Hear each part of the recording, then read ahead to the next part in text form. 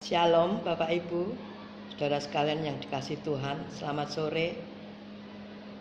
Pada kesempatan sore hari ini adalah sore yang sangat berbahagia, karena hari ini adalah hari memperingati kebangkitan Tuhan. Umat Kristiani benar-benar merasakan sukacita yang besar. Karena apa? Karena Tuhan yang disembah adalah Tuhan yang hidup, Tuhan yang bangkit. Itulah sebabnya hari ini adalah memperingati hari kebangkitan Tuhan Yesus Kristus.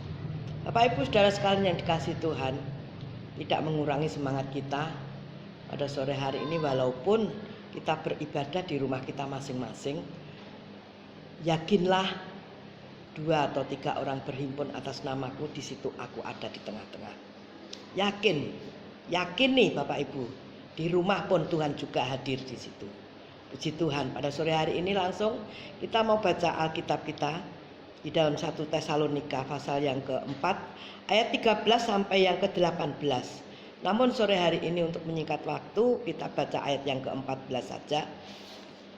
Demikian bunyi firman Tuhan, karena jikalau kita percaya bahwa Yesus telah mati dan telah bangkit, maka kita percaya juga bahwa mereka yang telah meninggal dalam Yesus akan dikumpulkan Allah bersama-sama dengan Dia. Puji Tuhan. Bapak Ibu saudara sekalian yang dikasihi Tuhan, karena kebangkitan Yesus pada hari yang ketiga ini merupakan penegasan mengenai kebenaran yang diajarkan oleh Tuhan Yesus Kristus sendiri. Pada waktu Tuhan sebelum mengalami kematian, Tuhan menyampaikan firman ini kepada murid-murid. Kita mau baca di dalam Matius pasal yang ke-16. Matius pasal yang ke-16.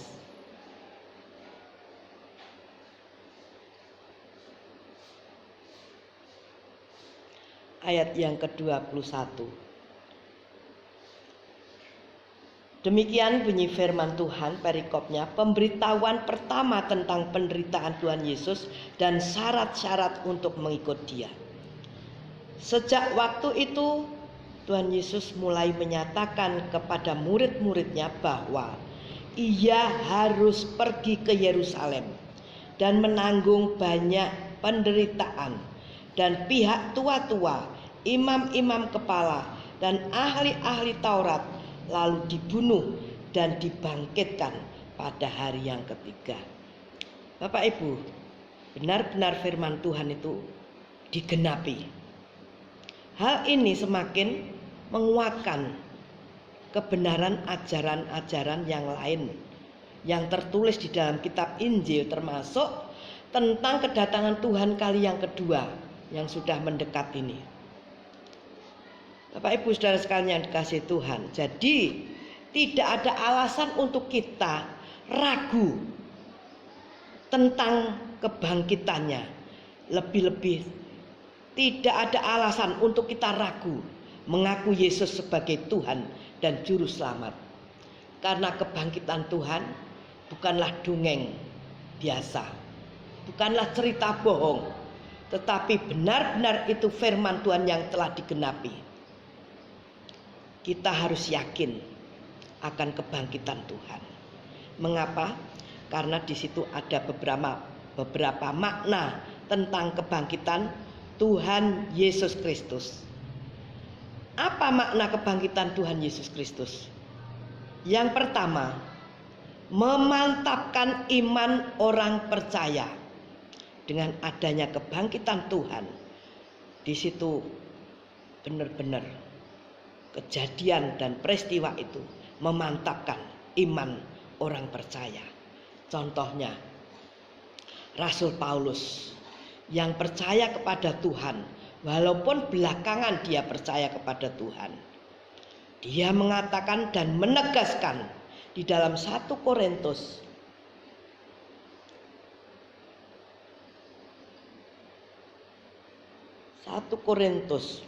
pasal yang ke-15 ayat yang ke-13 dan 14. Demikian bunyi firman Tuhan.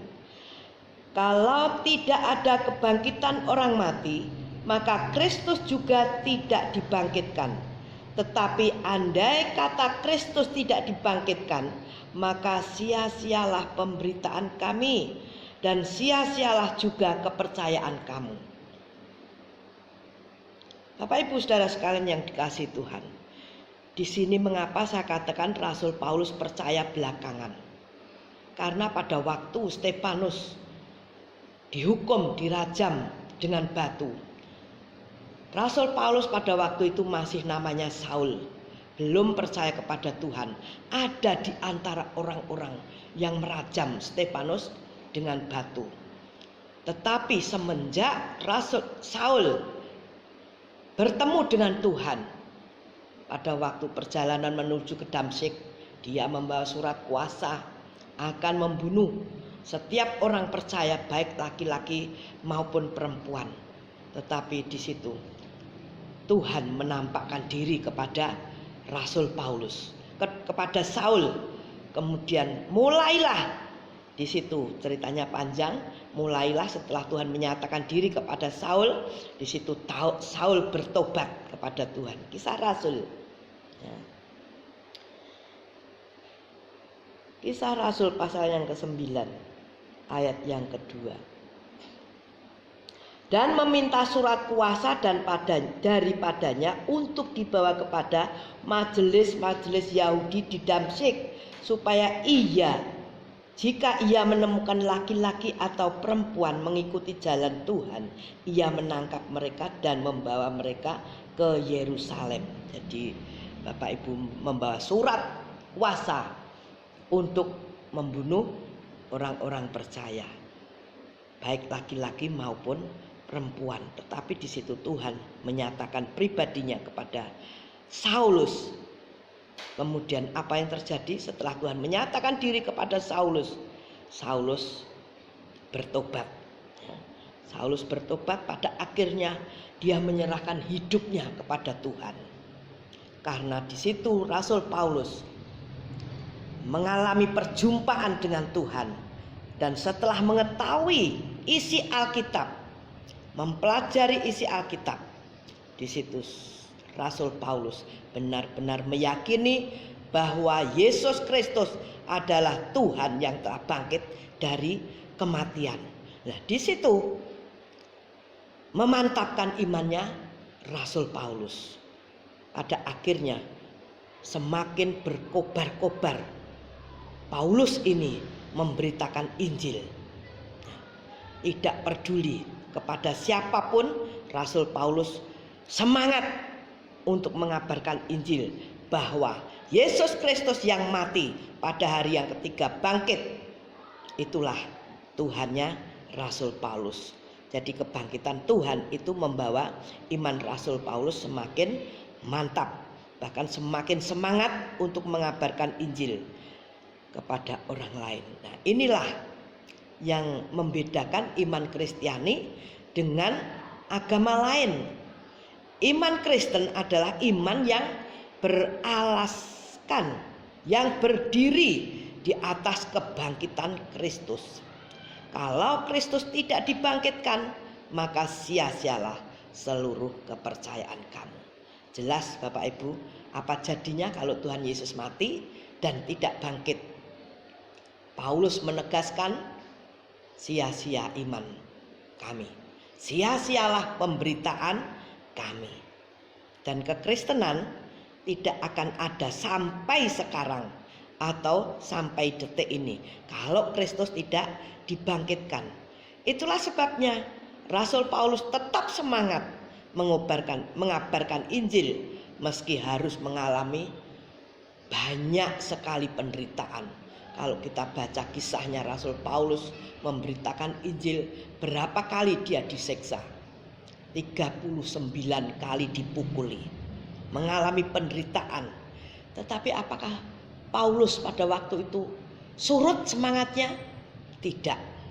Karena Rasul Paulus meyakini akan kebangkitan Tuhan. Yang kedua, Kalau yang pertama, makna dari kebangkitan Tuhan Yesus Kristus adalah memantapkan iman orang percaya. Yang kedua, memberikan kekuatan dan keberanian. Jadi kebangkitan Tuhan maknanya memberikan kekuatan dan keberanian bagi orang yang percaya. Contohnya di dalam Kisah Rasul.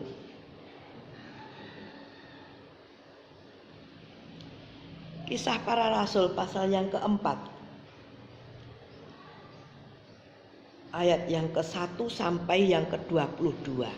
Di sini tidak perlu dibaca semuanya, tetapi di sini ceritanya tentang Rasul Petrus dan Rasul Yohanes yang dihadapkan kepada mahkamah agama. Mengapa Rasul Petrus dan Yohanes dihadapkan kepada mahkamah agama? Karena Rasul Petrus dan Yohanes mengabarkan Injil Kristus. Karena dia meyakini akan kebangkitan Tuhan, dia menyampaikan berita tentang kematian dan kebangkitan Tuhan kepada setiap orang. Bahkan di situ makin hari makin bertambah banyak orang yang percaya. Bahkan di jumlah di situ ada 5.000 orang laki-laki yang menjadi percaya kepada Tuhan Yesus Kristus. Nah, kebangkitan Tuhan memberikan satu keberanian bagi Rasul Petrus dan Rasul Yohanes. Walaupun diperhadapkan kepada mahkamah agama. Apa Rasul Petrus dan Yohanes? Di situ ayat yang ke-12. Dengan berani dia mengatakan, dan keselamatan tidak ada di dalam siapapun juga selain di dalam Dia, sebab di bawah kolong langit ini tidak ada nama lain yang diberikan kepada manusia yang olehnya kita dapat diselamatkan. Bapak Ibu Saudara sekalian yang dikasihi Tuhan, betapa Rasul Yohanes dan Rasul Petrus beraninya mengatakan dan bersaksi kepada mahkamah agama. Pada akhirnya apa Bapak Ibu? Rasul Yohanes dan Rasul Petrus diultimatum oleh pengadilan mahkamah agama. Apa isinya? Jangan sekali-kali, ini kata-kata ultimatum dari mahkamah agama. Jangan sekali-kali memberitakan kematian dan kebangkitan Yesus Kristus. Jangan kamu ulangi lagi. Bapak Ibu Saudara sekalian yang dikasihi Tuhan, justru Rasul Petrus dan Rasul Yohanes dihalang-halangi untuk memberitakan Injil. Malah dia mengatakan apa? Kalau saudara baca terus ayat yang ke 1 sampai 22, coba nanti dipelajari di situ. Begitu beraninya Rasul Petrus dan Yohanes. Apa yang dia katakan yang terakhir? Bapak-bapak, mana yang benar?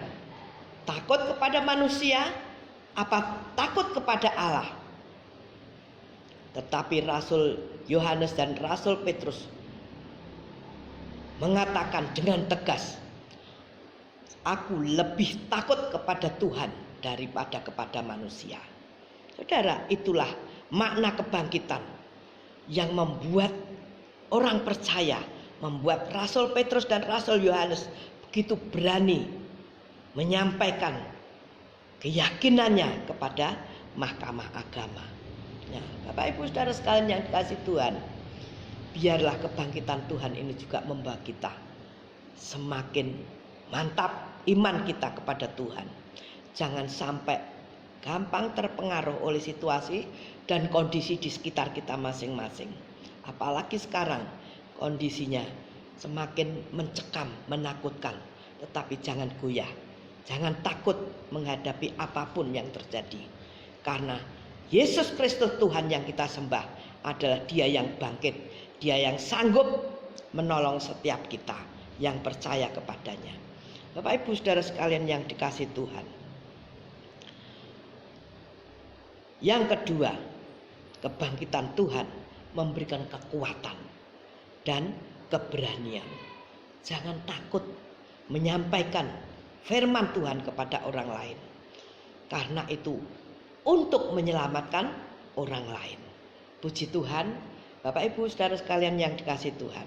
Kesimpulannya, jadi pengharapan hidup kita sebagai orang percaya bergantung mutlak kepada kebangkitan Kristus. Kita akan mengalami satu kebangkitan. Kita ingat dalam Roma pasal 6 ayat 23, upah dosa adalah maut. Kalau dia tidak dibangkitkan, apa jadinya kita? Kita tetap menjadi orang yang patut dimurkai Tuhan. Kita tetap menjadi orang yang dibinasakan. Itulah sebabnya ada jalan keluar bagi setiap orang. Upah dosa adalah maut. Siapa yang mengalahkan maut? Tidak ada lain. Satu-satunya jalan, yaitu dari kematian dan kebangkitan Tuhan. Kematian adalah maut, harus dikalahkan dengan kebangkitan. Dan Kristus pun yang menjadi sesembahan kita telah bangkit dari antara orang mati, bangkit dari maut, bangkit dan mengalahkan maut. Bapak Ibu Saudara sekalian yang dikasihi Tuhan, jangan pernah ragu akan kebangkitan Tuhan. Yakinlah kebangkitan Tuhan akan memantapkan iman kita. Kebangkitan Tuhan memberikan kekuatan dan keberanian bagi kita. Seperti Rasul Petrus dan Rasul Yohanes yang berani bersaksi bahwa Yesus adalah pernah mati tetapi dia bangkit pada hari yang ketiga. Puji Tuhan.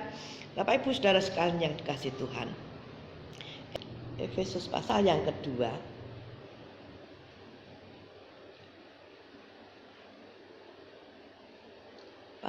kedua ayat yang ke-6 kita baca. Dan di dalam Kristus Yesus ia telah membangkitkan kita juga dan memberikan tempat bersama-sama dengan dia di sorga. Bapak Ibu Saudara sekalian yang dikasihi Tuhan, kita patut berbangga karena Tuhan kita bangkit. Kita patut bersyukur karena satu kali kelak kita akan dibawa Tuhan, dikumpulkan bersama-sama orang percaya di sana, yaitu di dalam kerajaan sorga. Puji Tuhan. Imani dan amini firman Tuhan pada sore hari ini. Amin. Tuhan memberkati kita semua. Kasih Allahku sungguhlah terbukti ketika dia serahkan anaknya. Kasih Allah mau berkorban bagi kau dan aku. Tak ada kasih seperti kasih-Mu.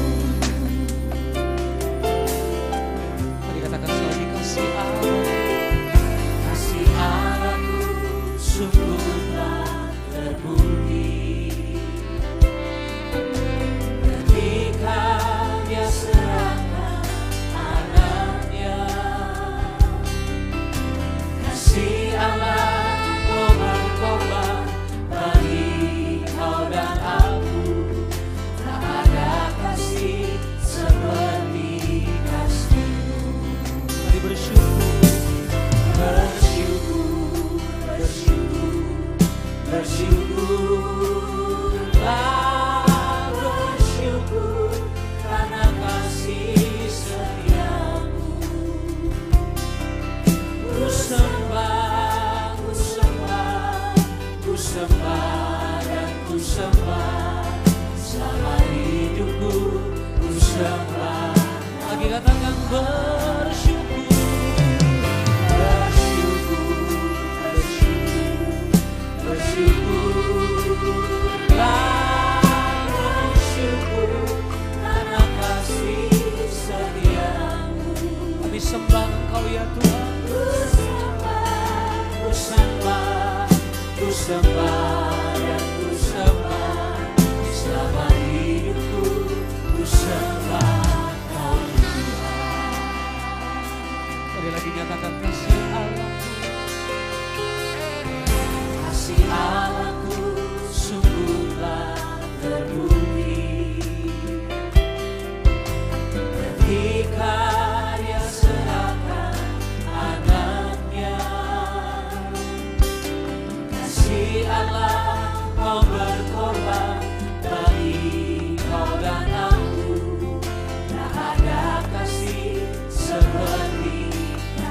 Sekali lagi katakan, kasih Allahku sungguh telah terbukti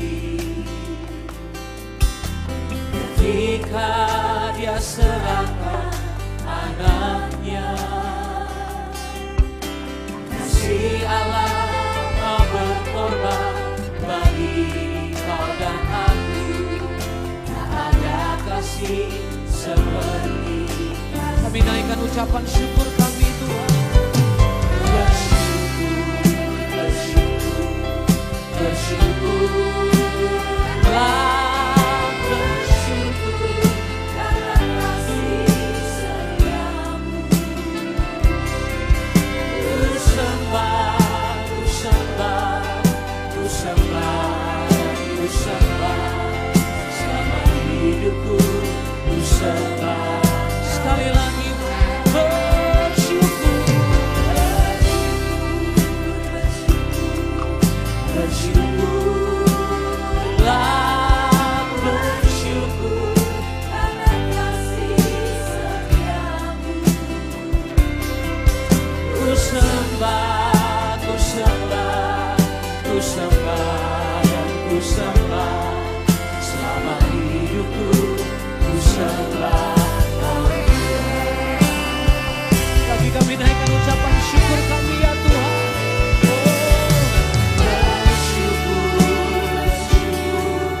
Bersyukurlah, bersyukur karena kasih setiamu.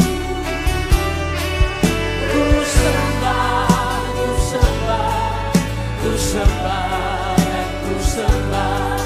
Selama hidupku ku sembah.